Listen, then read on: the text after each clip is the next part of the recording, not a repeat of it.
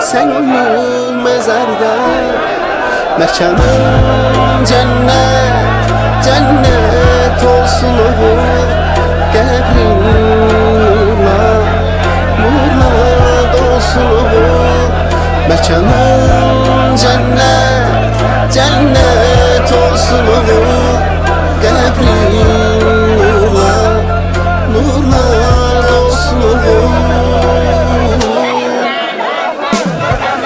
Ana ağlama, yara bağlama, oğlum şehit oldu.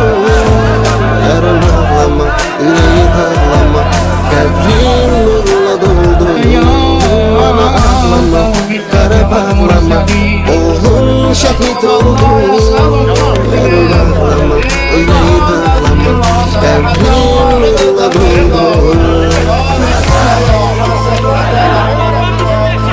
Zavur bu Azərbaycanın üşrəkli bayrağını bükülüb gəldi. Onu bu gün burada çıxartdı və qiymətli hədiyyə kimi onu mənim sizə təqdim edir. Allah qəbul eləsin. Sizlərə ömür versin. Allah bütün cəmaatımıza səbir əldə eləsin. Hamınızdan Allah'tan səbir arzulayıram. Hamımızın axır qəmimiz olsun. Allah dağının yerində işdirəsin.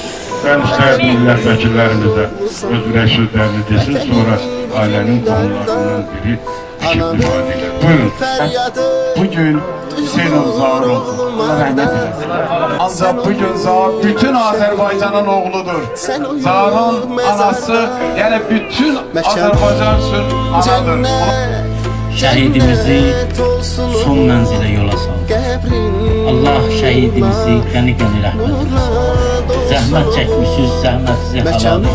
Allah Subhanahu wa Ta'ala tezliklə işğalda olan torpaqlarımız tezliklə azad olsun. Nurlar olsun. Ana ağlama,